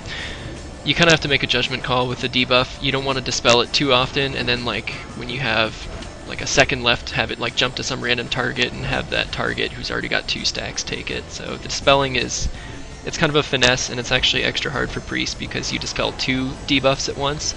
So if like someone gets a red and a yellow buff, you can really screw yourself if they need the yellow buff, because if you weren't a priest, you could just dispel the red and hopefully get lucky and that will fall off. But just always keep in mind that your dispel takes off two debuffs at a time. This is healing intensive. The tank portion right now, when he drags it through and they get everything, they're gonna take like a lot of damage, the tanks are, and then the people who have the debuffs are also at risk, because once he starts doing his supernova, they're gonna be like taking damage, and there's no way to effectively get their health back up. So for as a disc priest, you need to get bubbles on them. It's not as important now, but near the end of the fight, when your health is like a lot lower, any bit of effective health is good. Okay, for rolls, we want to do all healing throughput cooldowns is what we're trying to do. For this roll, I'm actually going to use Barrier, but we also try to use like a Spirit Link. We also do like Tranquility here. See our Druid, he's like in tree form. He's trying to do max throughput. I think our tank just like flew off the side of the boat. Also, you see I'm pain supping myself. If you get gripped at a bad time like that, like I was sitting in a pool, like, and you take damage from sitting in these open pools of blood. I knew that like our tank just died, and I was gripped, so I couldn't like rapture myself, and I didn't have any debuffs on myself or anything, so I pain supped instead. Because you can pain sup and like do some other cooldowns. Like I think if you're a paladin, you can like throw your bubbles on people or yourself if you get gripped, and you can drop it. If you're a mage, you can ice block out of those grips. So like here, a mage is probably gonna ice block. Nope. Towards the end of the fight though, like if Seth gets gripped, he'll just block himself. Like right then, our paladin tank just threw a buff on him to get him out of it.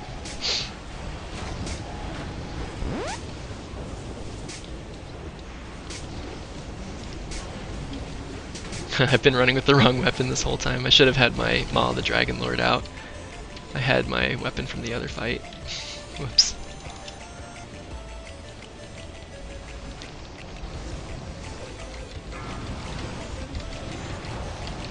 Also, if you're a priest, try to make use of your borrowed time procs here. Let's see, once again, that grip, if it was on a melee, I'd try to free them best I could. And also, you'll notice like soon as the tendon lifts, instead of just DPSing where I'm standing, I run off to like the side. That's to prevent us from accidentally rolling, because when we first downed it, we had our range DPS, like one on either side, to make sure that the boat didn't roll.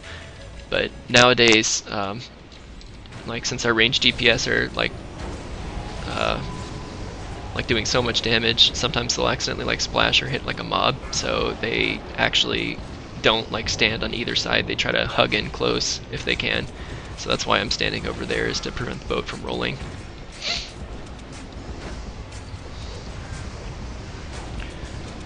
Alright, this debuff needs to go to our Retrified. I need to get this on our other tank because he's about to start taking some serious hits, and he needs to have at least 2 stacks of it, so... I'm not healing at all, I'm just clicking it as soon as I see it land on someone. Let's see if I can get lucky and try to get it on him. So far, no good.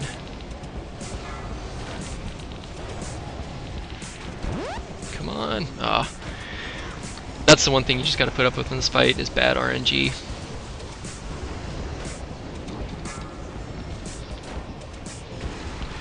Really watch that aggro too.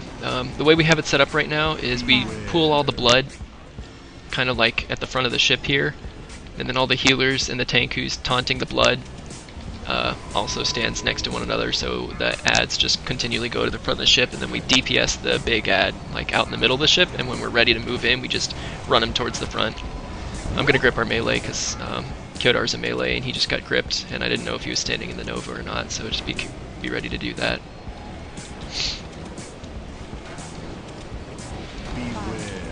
Oops, I'm accidentally almost rolling the ship because I was standing in the wrong spot. Try to stay ahead on healing here. You'll notice I didn't really do a whole lot of Beware. 4, Come on, debuffs. Where are you? 4, 3, 2, 1.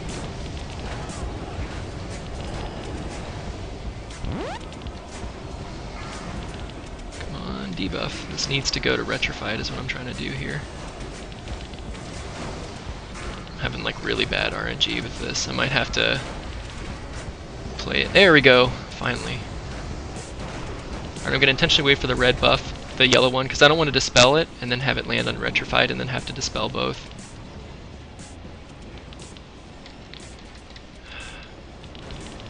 We're also AoEing the blood right now, which is why our health pools are dipping. We have like assigned times to AoE that blood.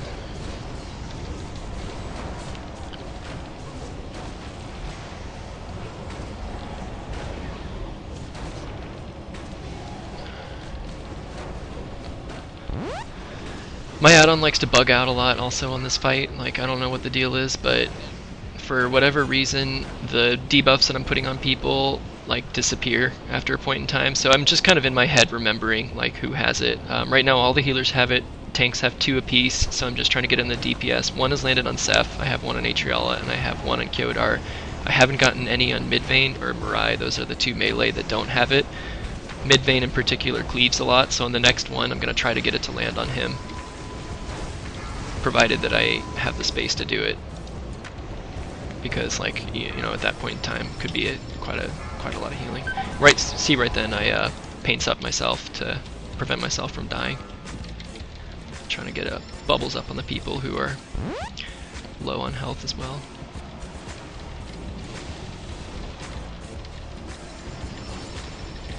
I think we blew hero just now to try to get this thing as low as possible.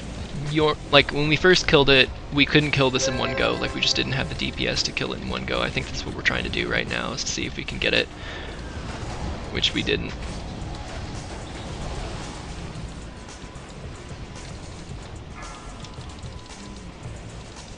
Okay, right now what we're doing is we're AoEing the blood. There's no debuffs out, so we can safely AoE all the blood down, so we'll have it for later. There are really specific times that we decide to AoE the blood versus letting it slide. You'll see just then I got Mirai has the debuff. I'm trying to get it to... There's one more person in my raid that doesn't have the debuff, and that's mid, and he's going to cleave quite a bit here, so I need to pay extra attention babysitting him to make sure he doesn't get cleaved to death.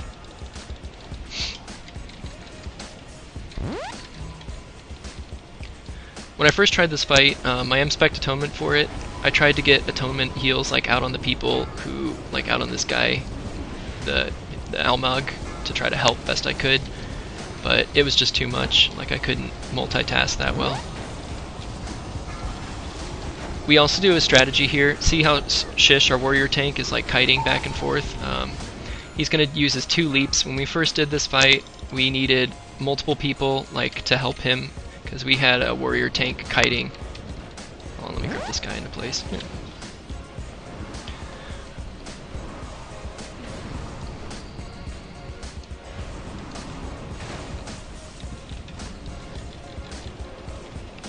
Yeah, our warrior that was kiting those Almogs back and forth, like all the little bloods, he would use like a charge at one point and then run back to the beginning of the ship, and then our paladin would AoE stun all the bloods, and then he would run back out, and then he would do an intercept. The third iteration is when we had to start doing life grips, so you could coordinate like some sort of like cooldown rotation for that if you want to like do that kite method. I think it's been nerfed enough now that you can just have the tank stay in place and just take all the bloods as long as you're like making sure his health is up, but we still do the kite method for the bloods at the end of the fight there, because that's just like what we've always done. It is really risky though, because if you're kiting, usually that means the tank doesn't have any buffs on him or anything, or any sort of protection, and if he does get hit just once, he'll probably like drop and die.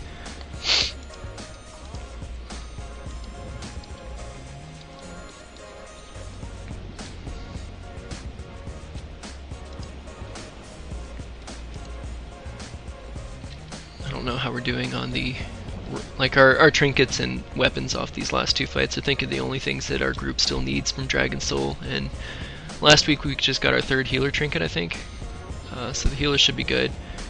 I think we still need one more intellect trinket for one of our DPS, but I think our agility trinkets are good, and we already have the strength trinket, so I think all we need is just that int trinket, and then we need the gloves. Like, they've never dropped for us, but we need those cloth gloves off the spine.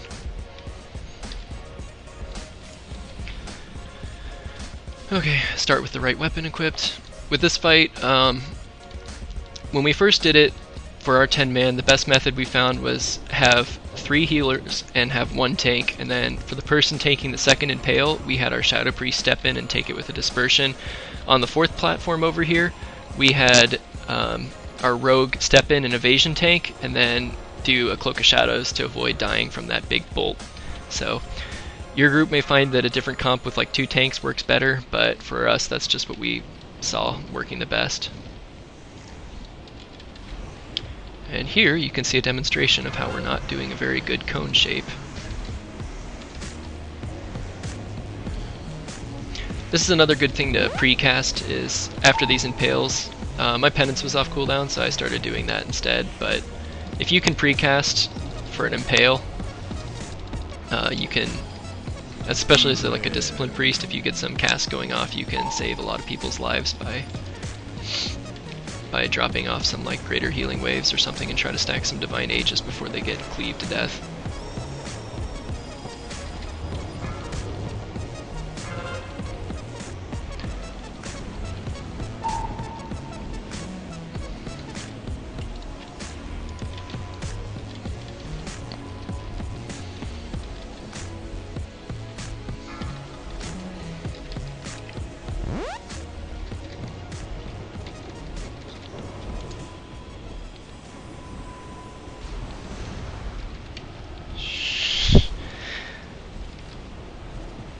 Man, Kyodar would have been dead just now if this was not like nerfed content, because he just took one of those explosions.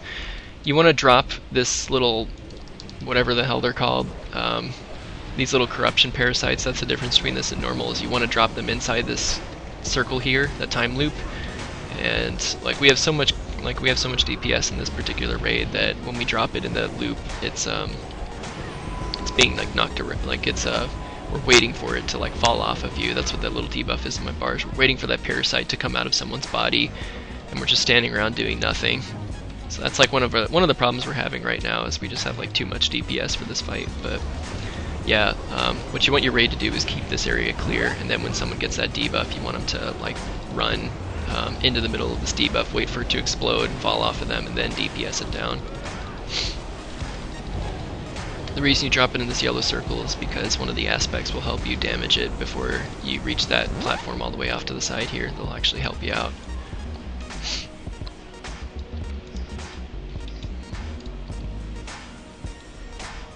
Switch back to my other weapon. Did a lot of weapon swapping on this the first time I killed it. I had my vagaries of time every time we're spread out and every time we're condensed. I put on my madness stick, the one that does the good for clump healing. If I die in this fight, you'll see me switch to the one weapon that has Heart Song on it because I am like behind on mana and I need to get it back somehow. Get Grace stacked up, get a bubble on him, and precast that bubble so it lands as soon as the impale happens. That was a good example of like how to precast on this fight, like how to get that big giant heal to hit as soon as someone takes an impale. Right now I'm gonna try to get a prayer healing on the group before this thing explodes to try to like reduce the amount of damage we're taking, because I want to control where my healers are dropping their big heals. Like if we fall behind or something and like they're too busy scurrying around to catch up someone that just got hit by the explosion and then gets like rolled on by this big tentacle, then we're behind on healing and they'll do something like let tanks drop, so that's not a good place to be sitting. Do another precasted greater heal on Rhett. When I did first do this, I actually had to help DPS that bolt. Like even healers have to help DPS if you're like not meeting the requirements. And keep in mind that we only one tanked it. Move out. Move out. Razian. I have the debuff right now, so I'm dropping it. Kyo just just got hit by it again. Can't be getting hit by that. If this was like not nerfed content, he would be dying from being hit by my explosion.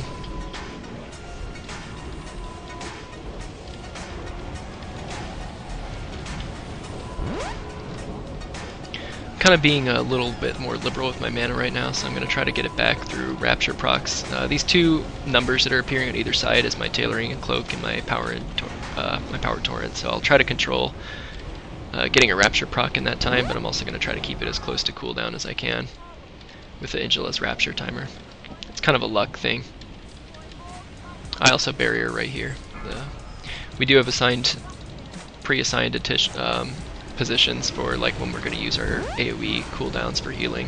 I do barrier on this platform, and on the next platform we'll see like tank cooldowns go up at the end when we're like trying to stay alive through that, and then on the fourth platform I barrier again for the bolt because you can't just live through the bolt because it's not being slowed down anymore by the aspect of time because we just went through his platform, so you just have to eat the bolt damage and then try to kill it as fast as possible. So I'll barrier there, and then we also line up a tranquility with it. And then at the end of that platform is usually when I use my Divine Hymn. But it gets really situational.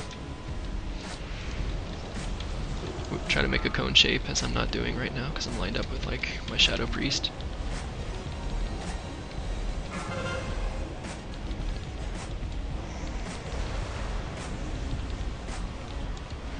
This is the platform that one of my tanks needs a power or a pain sup. It's my my Pally tank. When it's his turn to take this, he'll be out of cooldowns. The first platform he uses Dream. The last platform he'll use a combination of his 1 minute cooldown and his like Guardian, the 3 minute cooldown. But on this platform, and even when we did this the first time, he needs a pain sup for this, and then his 3 minute cooldown should be up again for the last platform. So here I am putting a pain sup on him, making sure he doesn't die, and still precasting because he still takes quite a bit of damage from it. Try to keep prayer mending up best you can. And when those little critters spawn, and move away from mid. When those little critters spawn, make sure that you press fade or anything that you can do to drop threat, because that'll help you out quite a bit. And it'll help the tank pick up those adds as well. Since we one tanked it the first time, we had What just happened to our rogue? I have no idea how he died just now.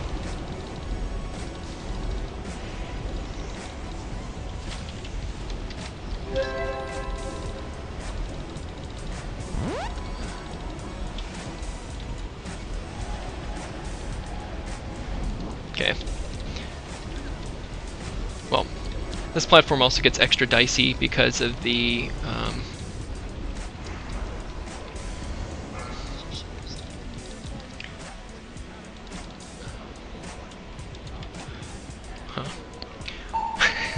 his screen went black or something. I don't know what's going on. Something happened. Yeah. He's too far out of my res range, so I guess we're gonna try to just yeah, we're talking over event right now. Our rogue is usually the one that takes the 4th platform. He's usually the one that takes it, but we're 2 tanking it, so we'll just have the 2nd tank take it. But normally in this situation, that means the Shadow Priest or whoever's taking the bolt and the impale, they have to time it, so they just take the bolt and the impale, like in one dispersion. It gets kind of tricky with timing. You got to make sure that your priest kind of knows what they're doing for that. All right, let's get back in my other weapon. I'm gonna start.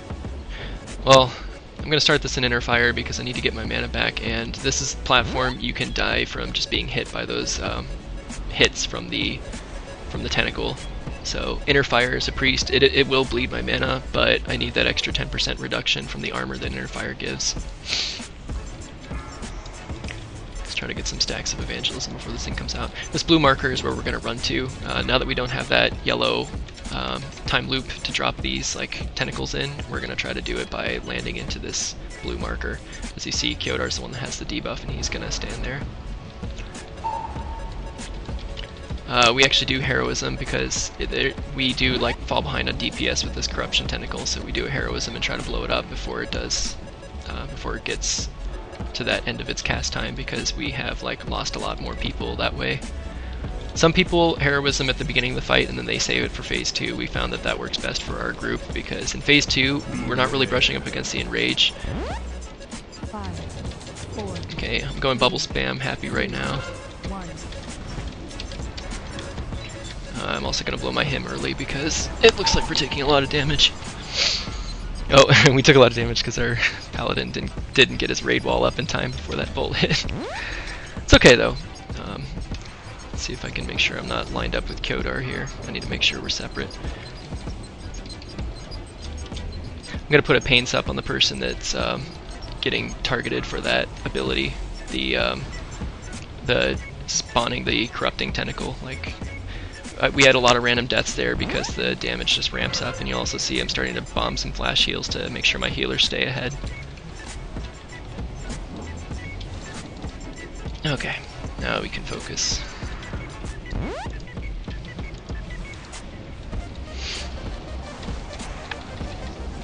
See if I can get Rapture to proc with both of my weapon and chance up. The guy who's calling out our DPS targets also just said we're going to need some help with healers here. So I'm also going to try to drop a Holy Fire or something on one of these blistering tentacles, if they're still up. Every little bit of DPS helps here. So I know that it's kind of counterintuitive that there's like a ton of AoE healing that needs to be healed through, so DPS seems like it's the last thing you want to be doing, but I'm trying to weave it in between my normal like healing AoE rotation, which in this fight you do want to keep Prayer of Mending bouncing at all times. And since I'm low on mana, I am stopping to do Rapture Return, but normally I wouldn't. Okay, pop my 2 cooldowns here, Archangel and Power Infusion. I'm going to try to keep everyone alive through this because this is a dangerous situation. We also just blew Rallying Cry, so... Ooh, this is gonna be tough.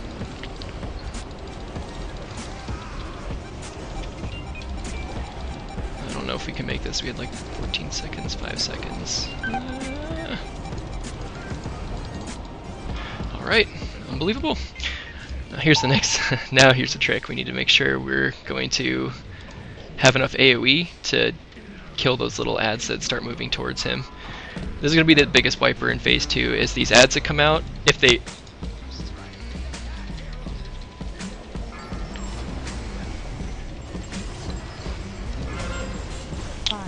Set up a power aura for this. Journal's about to get hit. We're shrapnel, try to get people bubbled before it goes out.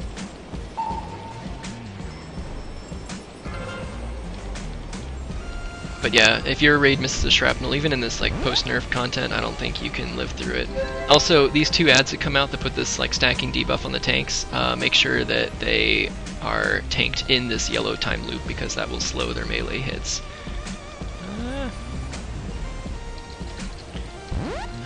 A little late in that shield wall there, but it's okay. I had my finger on the pain sup button, even though it was on cooldown. Some tricks you can do there, if you're one-tanking it, I actually would stand way far out and life grip him into place. Can we stack better?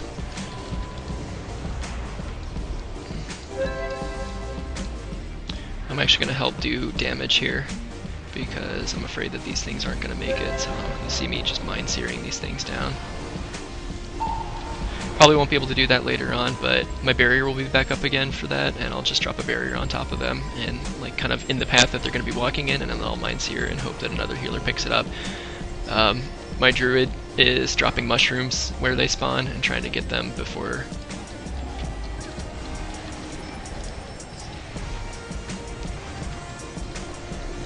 Here they come, here they come, here they come. 5, 4, 3, 2, 1. Oh, I hope I live through this. I just dreamed. Okay, good. I'll live through it.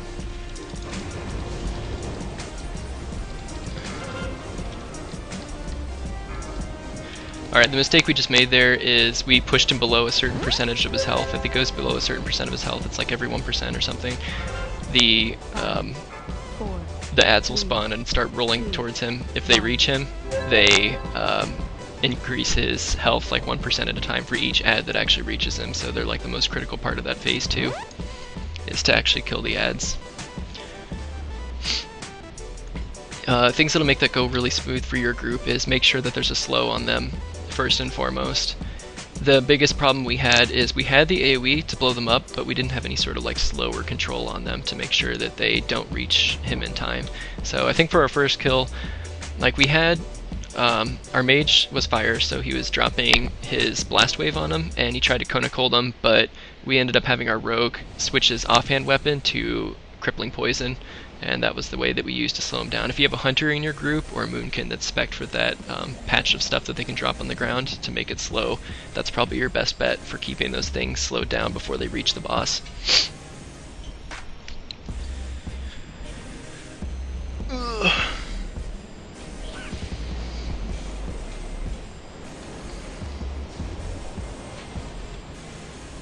Some stuff I've thought about this fight to make it a little bit easier is maybe have like healing assignments so you don't like drop one target, and make sure like one target stays up. Like on that 4th platform there, when someone gets that parasite on them that they need to drop, and then they're taking damage, and then like your tank is taking damage from like the impale tentacle thing, and then like, you know, the other tank is taking damage from those little ads that are putting that shadow debuff on them. Sometimes if you don't have like strict healing assignments, people just like drop randomly. So that's why I use cooldowns through that. We never ended up assigning healers to that, but it is something to think about in terms of like how organized you are, because you don't want someone casting like big nukes on one person and then have like someone double dipping and also casting big nukes on them and letting someone drop, because on that platform someone can drop in like 2 seconds if you like let that get out of control. That's also why I actually take a slight healing per second loss and do flash heals on that platform instead of greater healing waves or greater heals, because I want to make sure that people kind of stay at like an acceptable level of health for other people to react to it, my other 2 healers. I also do this weird thing with bubbles where you're supposed to guess ahead of time and have someone get hit by a bubble, but I'll actually, like, if someone is low health, I'll put a bubble on top of them to give them effective health, because if something were to happen to them, at least they have that like extra health buffer. So I'm taking a slight healing per second loss because I'm putting bubbles on someone after they've taken damage. That's just like a personal tip and trick. Our DPS on these are doing a little bit of things to, like, it's hard to see what they're doing, but the people who can multi-dot are multi-dotting the limb tentacle, and they're also dotting up the impale thing. They want to get the limb tentacle as close to 70% as possible, At the start of this fight, we have 2 DPS hang out on the 4th platform because that's the one that will usually fall behind on DPS. So they'll start the fight by doing DPS on that platform. And then they'll jump over to this platform after the platform is at about 90% of its health is where they want it to be. And then we only have to do like 20% of its health to get it to 70. So yeah, the people that do multi-dotting on these platforms is, if our Boomkin is doing like Boomkin instead of Resto, he's Resto right now, he'll be doing multi-dotting. Our Shadow Priest does it, and our Warlock will multi-dot.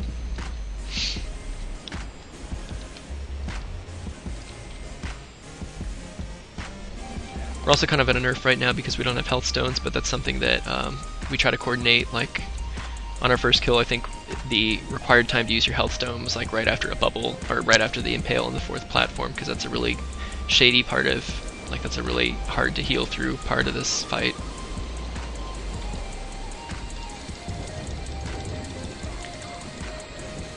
Oop, I have the wrong weapon out. Let's get out my vagaries of time.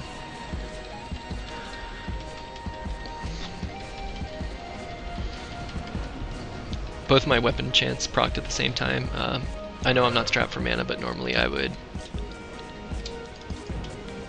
put my wings right at the end of there, right as they're about to fall off to get that extra mana back. I'm about to die.